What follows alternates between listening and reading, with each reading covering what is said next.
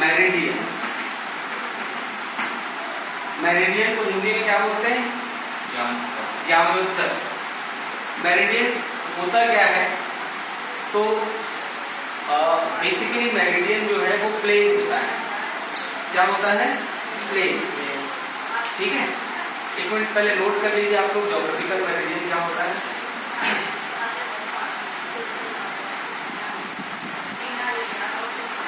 The vertical plane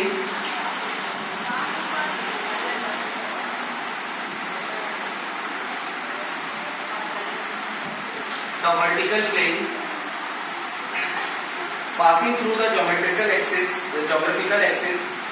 passing through the geographical axis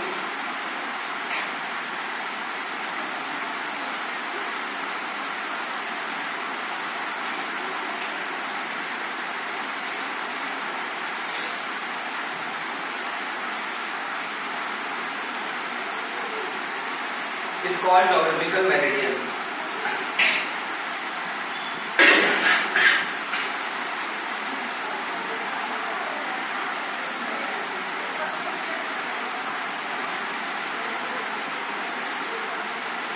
देखिए geographical meridian, एक तो अभी ज्योग्राफिकल मेरिडियन पढ़ रहे हैं, एक पढ़ेंगे अर्थ मैग्नेटिक मेरिडियन। अभी क्या पढ़ रहे हैं? ज्योग्राफिकल मेरिडियन और दूसरा होगा अर्थ मैग्नेटिक मेरिडियन। ज्योग्राफिकल मेरिडियन किसको बोलते हैं? तो ये एक वर्टिकल प्लेन होगा जो कहां पे बनेगा? तो आंसर है ज्योग्राफिकल एक्सिस पे बनेगा। कहां पे बनेगा? ज्योग्राफिकल एक्सिस पे। तो ज्योग्राफिकल एक्सिस पे कैसा प्लेन बनेगा? वर्टिकल ही बनेगा, लेकिन किस तरीके से बनेगा यहाँ पे आप देख करके बता सकते हैं। अगर मान के चलिए ये ग्लोब जो है वो एक तरबूज है, तो उसमें आप प्लेन किस तरीके से बनाएंगे कि आपका ये वाला एक्सिस आ जाए, ज्योग्राफिकल एक्सिस आ जाए। ज्योग्राफिकल एक्सिस छूटना नहीं चाहिए।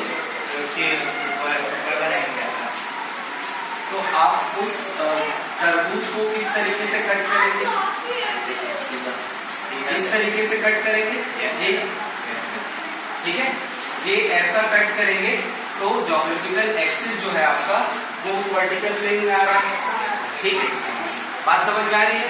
तो ये होगा ज्योग्राफिकल मेरिडियन। तो ज्योग्राफिकल मेरिडियन बेसिकली है क्या? एक वर्टिकल प्लेन है जिसमें ज्योग्राफिकल एक्सिस आना चाहिए।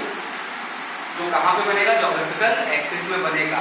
और ज्योग्राफिकल एक्सिस कौन सा है? ये वाला, नॉर्थ साउथ। ठीक है, दूसरा लिखिए earth magnetic meridian.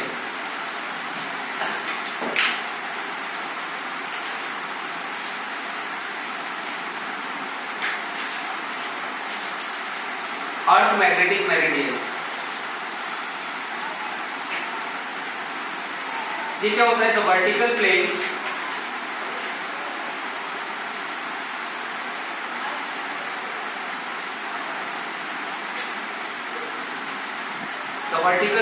passing through the magnetic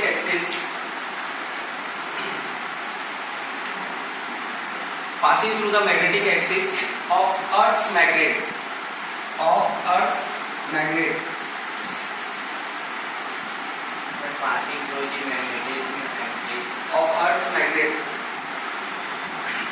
is called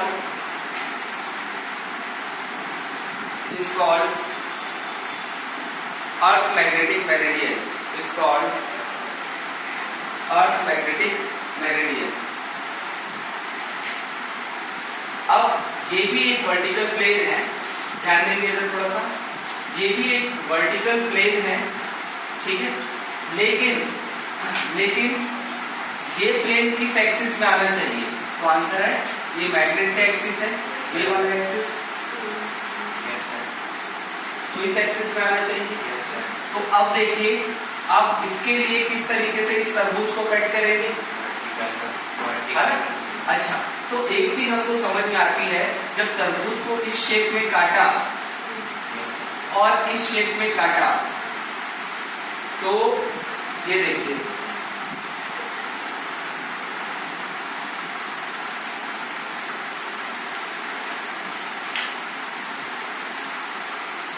ये इस तरीके से यहां से आपने ऐसा कुछ दिख रहा है आपको एंगल, ये ऐसा बनता हुआ, ये एक प्लेन हो गया और ये दूसरा प्लेन हो गया।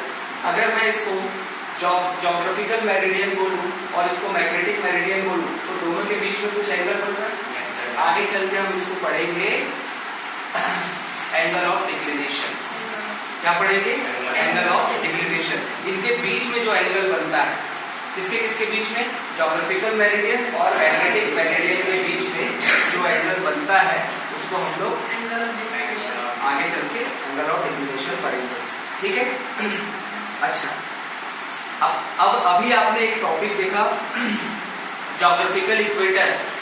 इसी तरीके से आपको मैग्नेटिक इक्वेटर भी बताना पड़ेगा, अर्थ मैग्नेटिक इक्वेटर।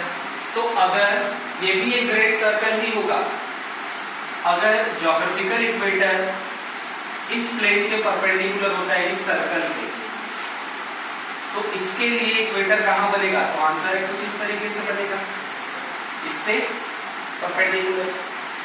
आई बात समझ में? फटाक से इसको भी नोट कर लीजिए। Magnetic equator, the great circle whose plane, the great circle whose plane is perpendicular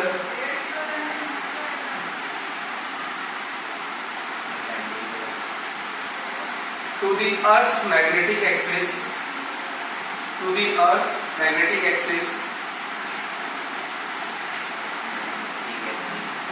is called Earth magnetic meridian. No. Is called Earth magnetic equator.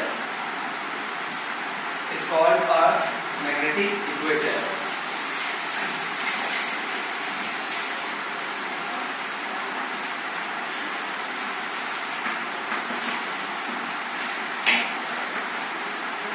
इसके बाद नेक्स्ट टॉपिक है elements of earth magnetism. Elements of earth magnetism.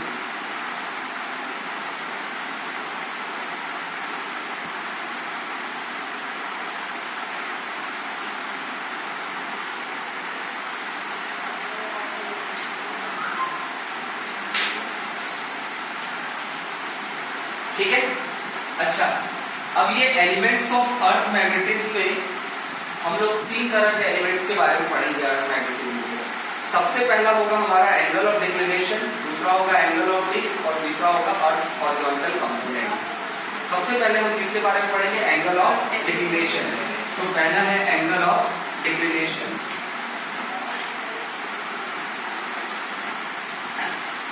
देखिए, angle of declination समझने के लिए हमको geographical meridian और magnetic meridian का नॉलेज होना जरूरी है, जो कि मैंने आप लोगों को बता दिया। बेसिकली दोनों है क्या? प्लेन है।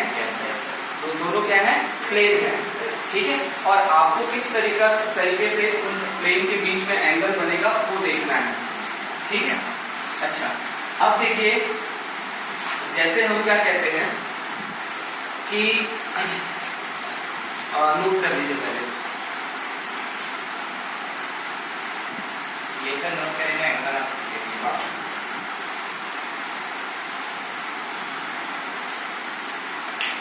The small angle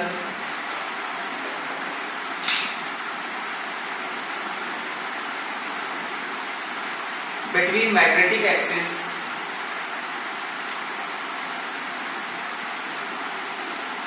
and geographical axis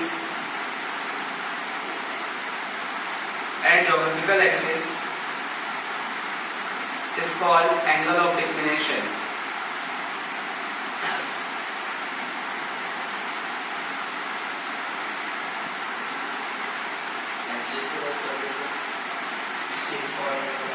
Is called angle of declination.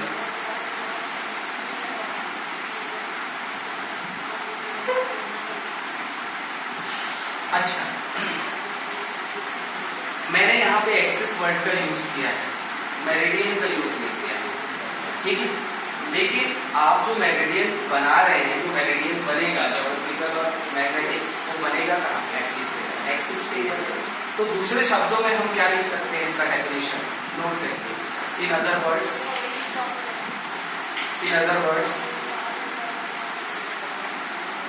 it is the angle between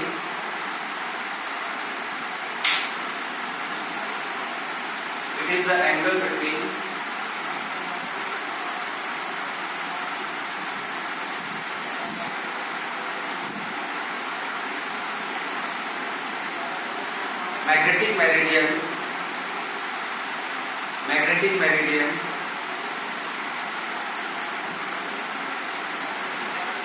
and geographical meridian at a place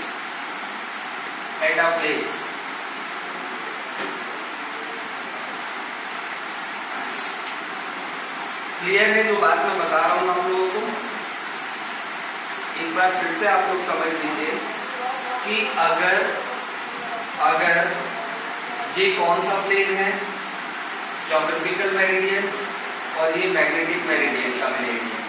तो इन प्लेन के बीच में ये एंगल कुछ बन रहा है। इस एंगल को ही हम लोग एंगल ऑफ डिक्लिनेशन बोलेंगे। यहाँ से देखिए, अगर आप देखिए, अगर हमको यहाँ पे इसका क्रॉस सेक्शन बनाना है इस ग्लोब का, तो क्रॉस सेक्शन आप किस तरीके से बनाएंगे? इसको इस तरीके से कट करके तो नहीं बना सकते, उसमें एक्सिस आएगा नहीं। ठीक है, तो एक चीज याद रखना, जब हमको ज्योग्राफिकल मेरिडियन बनाना होगा तो उसमें क्या क्या चीजें आनी चाहिए?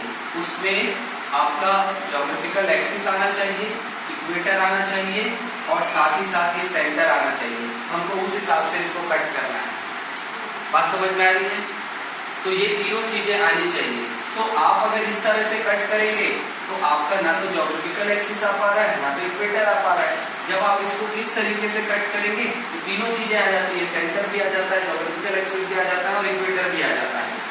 आई बात समझ में? अच्छा, अब देखिए इसमें जो है इसी के हेल्प से हम लोग ये बता सकते हैं कि किसी भी स्टेट का एंगल ऑफ डिक्लिनेशन कितना होगा।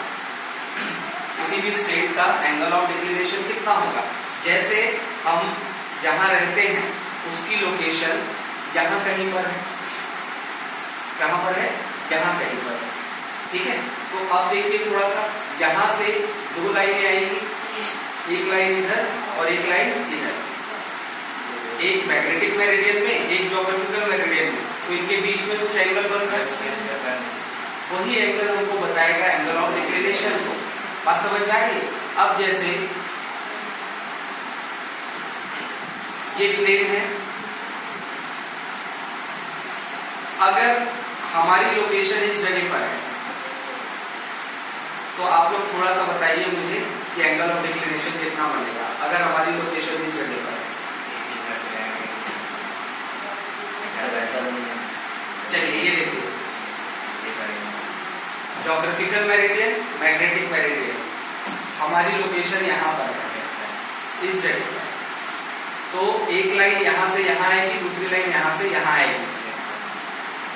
ठीक है, बात समझ में आ रही है?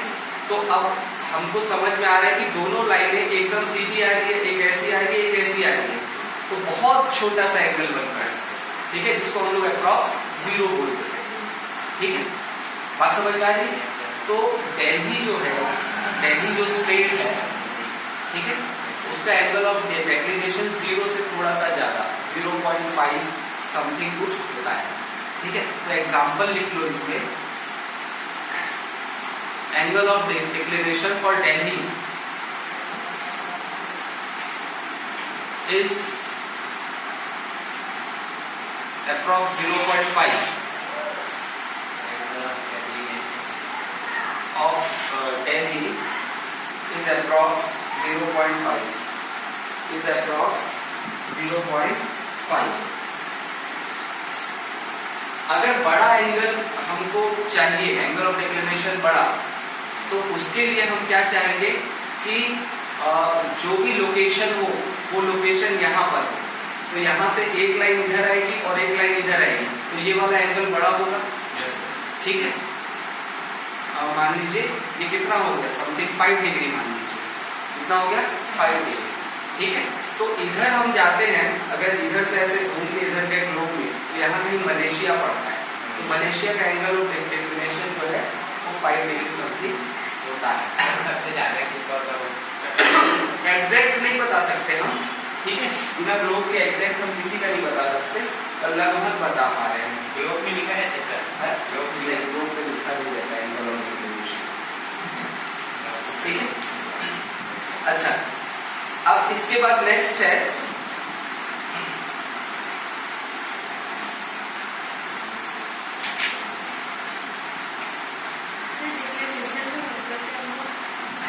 झुकाव, डिक्लाइन। ठीक है, नेक्स्ट है angle of dip, angle of dip. Second है एंगल ऑफ डिप,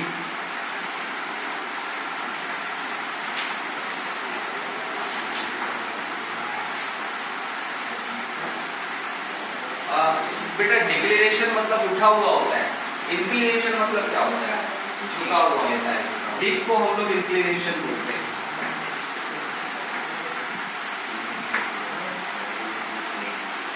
डिप को हम लोग इंक्लिनेशन बोलते हैं, एंगल ऑफ डिप और एंगल ऑफ इंक्लिनेशन। इंक्लिनेशन मतलब झुका हुआ। इंक्लाइन प्लेन क्लास 10 में आपने पढ़ा था, हाइट एंड डिस्टेंस, इसमें इंक्लाइन प्लेन होता है। ठीक है, एंगल ऑफ डिप क्या होता है, तो देखिए ये अर्थ का मैग्नेटिक फील्ड है, ठीक है, और ये जो आपको पिंक कलर में दिख रहा है ये अर्थ की सरफेस है।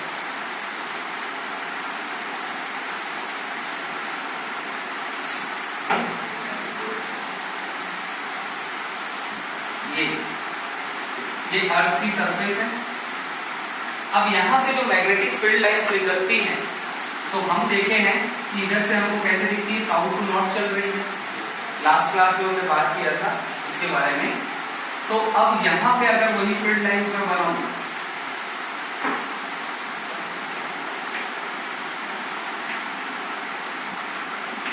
तो ये किस तरीके से चलेगी, ऐसे,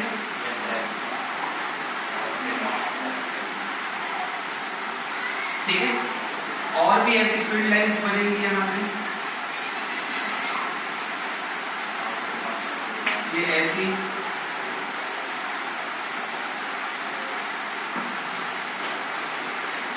north to south, south to north दोनों चलती है ना सर, ऐसा लगता हाँ हाँ हाँ, यही बात को हम लोग कर दिए थे। अभी देखिए यहाँ पे सबसे पहली चीज तो एंगल ऑफ डिप होता क्या है, तो अर्थ की सरफेस कैसी होती है, अर्थ का एक्सिस कैसा होता है, या सरफेस कैसी होती है, हॉरिजॉन्टल की वर्टिकल, है ना। तो अर्थ की सरफेस कैसी होती है, हॉरिजॉन्टल। हम कह सकते हैं कि अर्थ का एक्सिस हॉरिजॉन्टल एक्सिस। कहीं कहीं जगह पर हमको देखने को मिलता है उठा हुआ, जैसे पर्वत पहाड़ जैसे उस जगह पर वो उठा हुआ रहता है, बाकी तो हम लोग नॉर्मली सरफेस जो है वो हॉरिजॉन्टल ही मानते हैं। ठीक है, उस सरफेस और मैग्नेटिक फील्ड की डायरेक्शन, अर्थ की एक्सिस और मैग्नेटिक फील्ड की डायरेक्शन के बीच का जो एंगल बनता है उसको एंगल ऑफ डिप बोलते हैं। अब आप लोग बहुत अच्छे से जानते हैं कि अगर मैग्नेटिक फील्ड लाइंस निकलती हैं तो उस फील्ड लाइंस में मैग्नेटिक फील्ड की डायरेक्शन हम कैसे बताते हैं, टेंजेंट बनाकर। कैसे बनाते हैं, टेंजेंट बना करके डायरेक्शन हम बताते हैं इसके। तो देखिए अगर हम लोग टेंजेंट बनाएंगे तो किस तरीके से टेंजेंट बनाएंगे, ये यहाँ पे देखिए, ये अगर मैग्नेटिक फील्ड लाइंस है तो ये इस पे ये टेंजेंट बना, इस पे ये टेंजेंट बना, इस पे ये टेंजेंट बना। ठीक है,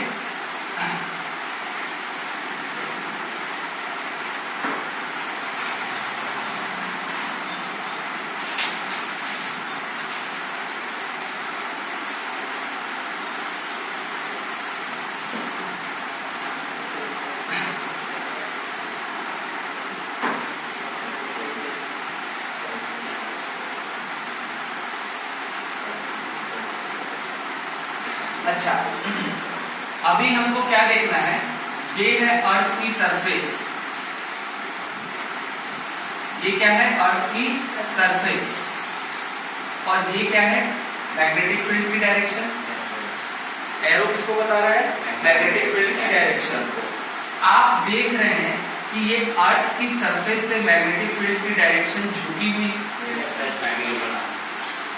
क्या है, झुकी हुई है, ये इस तरीके से। तो यहाँ पे जो एंगल बनता है, इस एंगल को हम लोग एंगल ऑफ डिप बोलते हैं, क्योंकि यहाँ पे ये मैग्नेटिक फील्ड क्या कर रहा है, सरफेस से डिप कर रहा है, क्या कर रहा है, डिप कर रहा है, इसीलिए इसका नाम क्या रखा, एंगल ऑफ डिप, है ना। ये झुक रहा है इस तरीके से, बात समझ में आ रही है। तो इसका भी डेफिनेशन नोट कर लीजिए।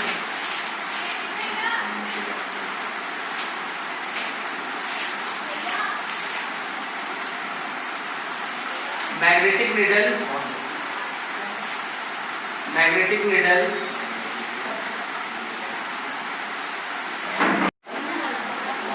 चलिए नोट करिए angle of dip.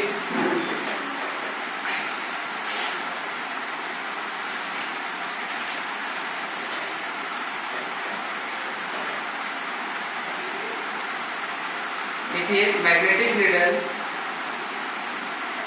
magnetic needle at a place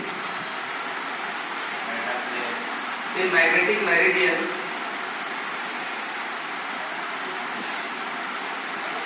makes with the magnetic meridian makes with the horizontal line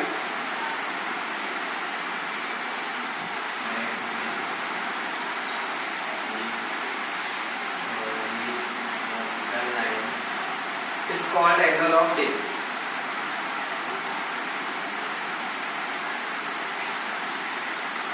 Is called angle of dip.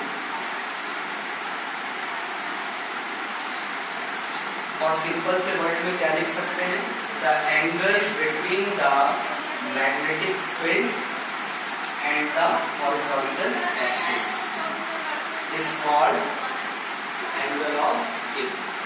The angle between the horizontal axis and magnetic field is called angle of dip.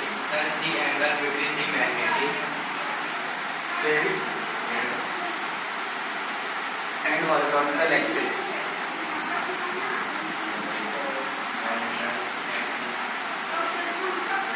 is called angle of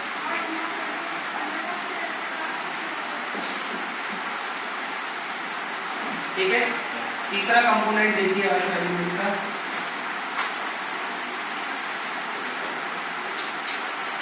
तीसरा component है, तीसरा element है horizontal component, horizontal component of earth magnetic of Earth's magnetic field.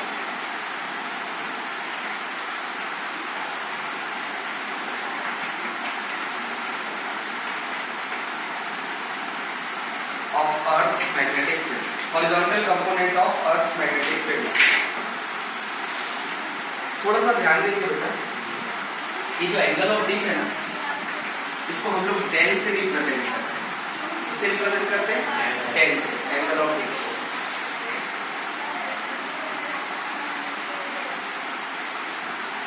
मतलब ये वाला angle कितना हो गया आपका, डेल। देखिए horizontal component of earth magnetic field, ये हॉरिजॉन्टल कंपोनेंट बनाने के लिए हम एक काम करेंगे, यहाँ से हॉरिजॉन्टल एक्सिस, अर्थ के हॉरिजॉन्टल एक्सिस को और ये मैग्नेटिक फील्ड को उठाते हैं।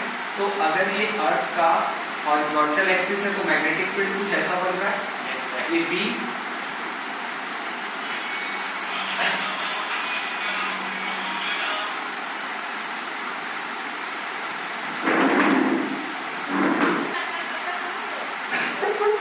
ये देखिए ये हॉरिजॉन्टल कंपोनेंट हुआ। हॉरिजॉन्टल कंपोनेंट क्यों बोल रहे हैं, क्योंकि ये अर्थ का हॉरिजॉन्टल एक्सिस है और ये किसकी डायरेक्शन है, मैग्नेटिक फील्ड की। और अभी अभी हम पढ़े हैं कि दोनों के बीच का एंगल कितना होता है, 10 होता है। ठीक है, तो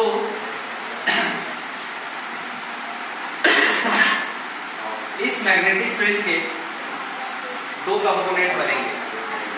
ठीक है, दो कंपोनेंट क्या क्या बनेंगे, तो एक हॉरिजॉन्टल कंपोनेंट बनेगा H, जो किसके इक्वल होगा, B cos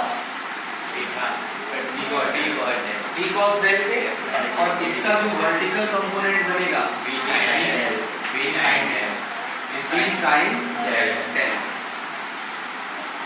आ रही बात समझ में?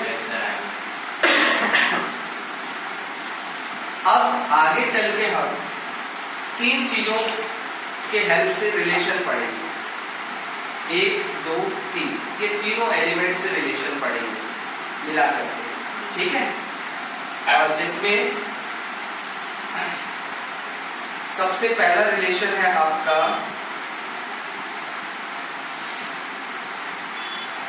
VHI and del, VHI and del. अच्छा हाँ, लिखे लियो, लिख लो फटाक से। The horizontal component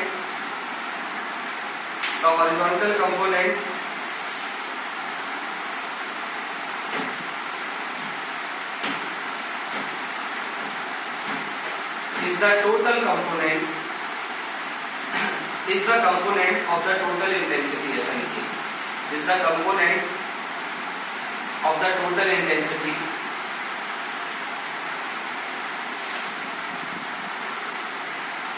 of Earth's magnetic field,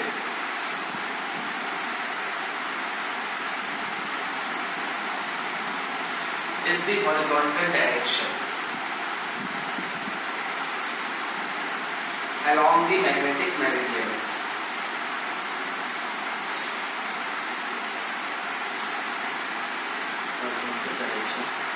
Along the magnetic meridian.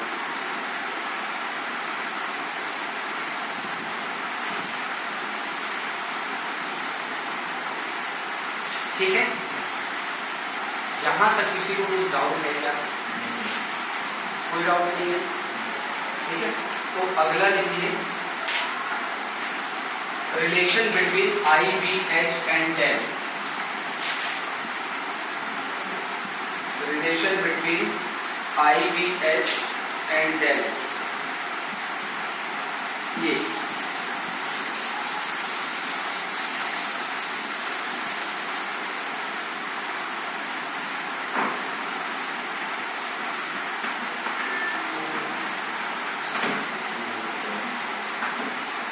IVH and del. यहाँ पे नई चीज आपको क्या लग रही है? I मतलब होता है इंटेंसिटी, किसकी इंटेंसिटी? Magnetic field. ठीक है, और अभी आपने जो हॉरिजॉन्टल कंपोनेंट लिखा उसमें आपने क्या लिखा? टोटल इंटेंसिटी किस डायरेक्शन में? Horizontal direction.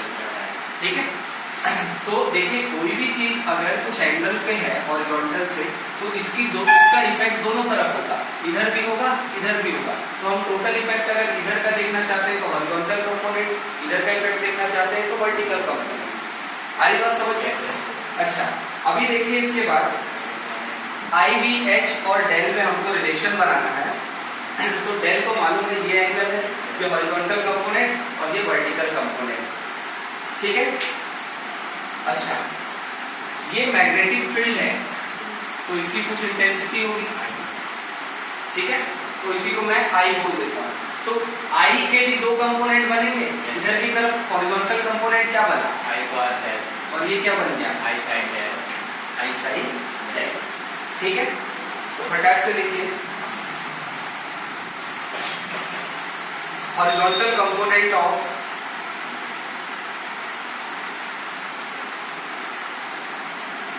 I is, इसको ऐसा नाम दे दीजिए OB। एक काम करिए, इधर ध्यान दीजिए, OB, और इस डायग्राम को इस तरीके से कंप्लीट कर लीजिए।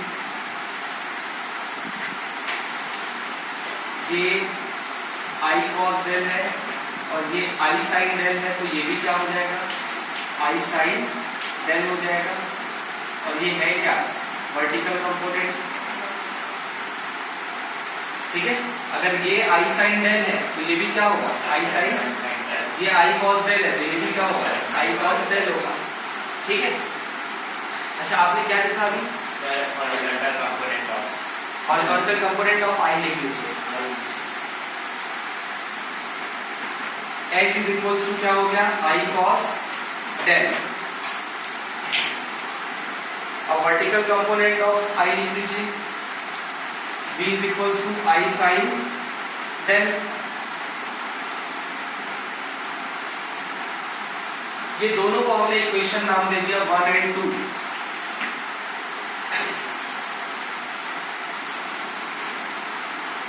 टू डिवाइडेड बाई 1, इक्वेशन 2 से इक्वेशन 1 को डिवाइड कर दी तो V अपॉन H किसके इक्वल मिल जाएगा, I sine del upon I cos del. I cancel तो ये tan डेल के इक्वल मिल गया।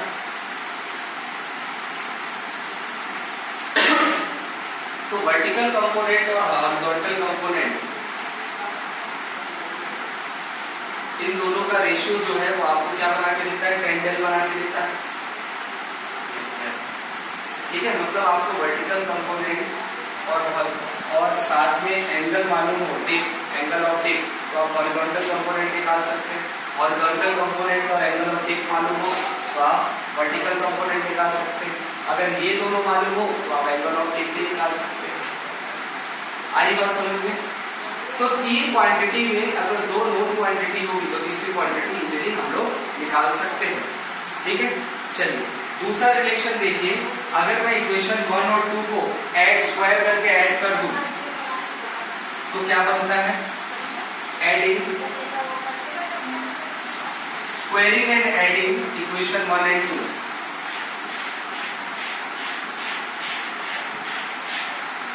लेफ्ट हैंड साइड देखिए, B square plus x square हो जाएगा, स्क्वायर करके ऐड कर रहे हैं तो ये क्या हो जाएगा, I square sine square theta plus I square cos square theta.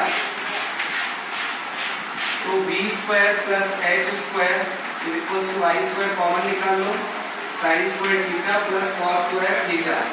इसकी वैल्यू कितनी, 1।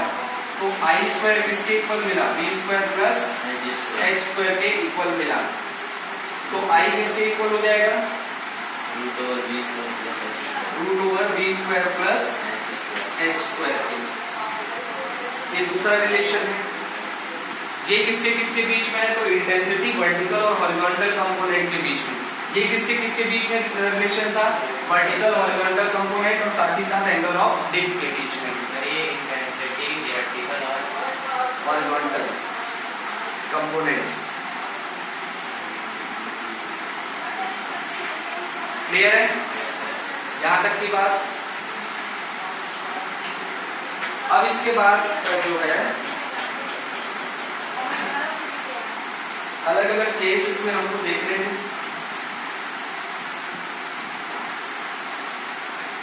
अगर एंगल ऑफ डिप 0 डिग्री का हो जाए, एंगल ऑफ डिप 0 डिग्री का हो जाए तो आपको लोकेशन मालूम है कहां होगी, उस प्लेस में जहां कहीं पर होगी, ठीक है। तो उस समय वर्टिकल कंपोनेंट हमको कितना मिलेगा, 0 मिलेगा, ठीक है। चलो देखते हैं केस नंबर 1 लिखिए। At the magnetic equator, at the magnetic equator, case number 1 क्या है, एट द मैग्नेटिक इक्वेटर।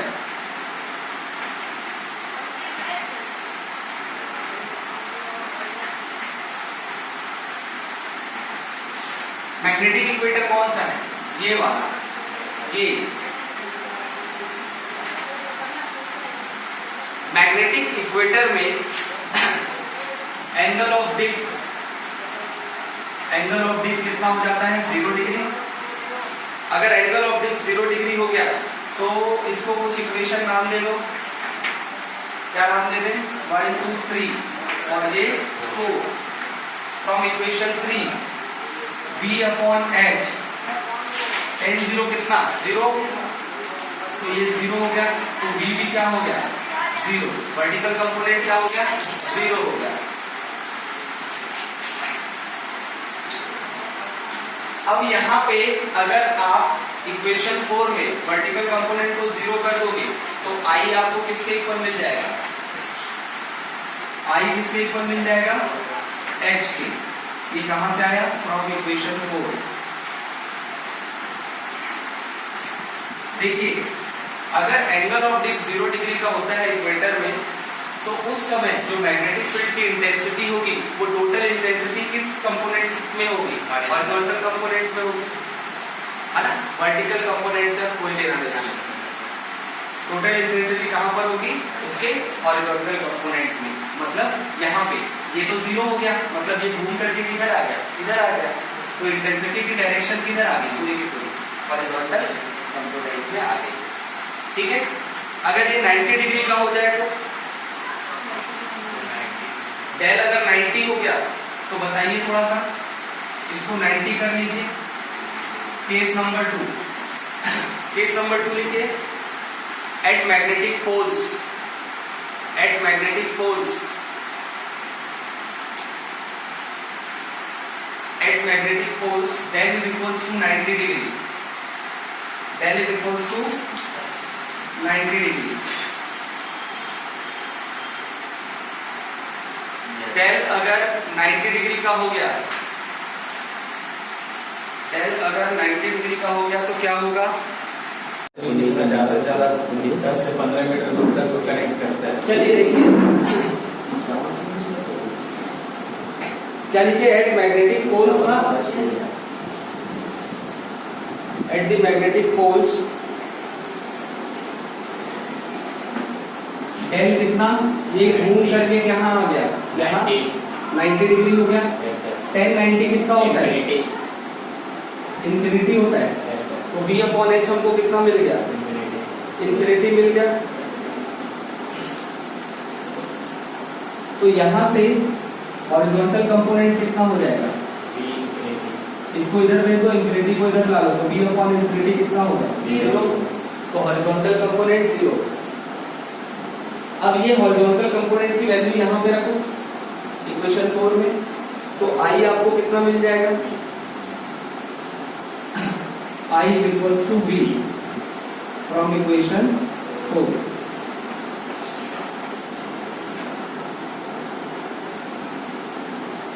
तो अब टोटल इंटेंसिटी किधर होगी, वर्टिकल, ठीक है, वर्टिकल डायरेक्शन में टोटल इंटेंसिटी होगी।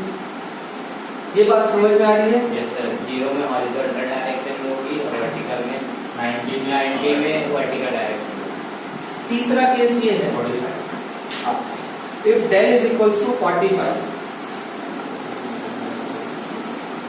if del is equals to 45, case number 3, del अगर 45 हो गया तो 1045 कितना हो जाएगा, तो उस समय h किसके इक्वल हो गया, v के इक्वल हो गया। मतलब अब दोनों डायरेक्शन में इंटेंसिटी कैसी हो जाएगी, सेम हो जाएगी। ठीक है,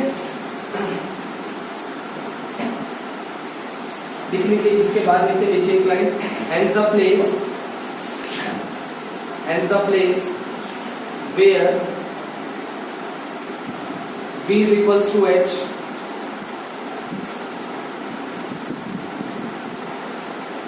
the angle of dip will be equal, the angle of dip will be equal to the 45 degree, equal to 45,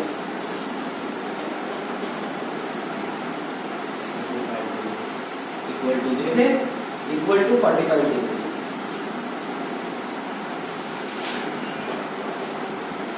अब दोनों ही डायरेक्शन में इंटेंसिटी बराबर होगी, मतलब इसका इफेक्ट जितना हॉरिजॉन्टल डायरेक्शन में होगा उतना ही वर्टिकल डायरेक्शन में भी होगा। तो आप लोगों का ये पोर्शन टोटली कंप्लीट हो गया है। ठीक है, नेक्स्ट क्लास में हम लोग इस पे थोड़ा और डिस्कशन करेंगे और एक आध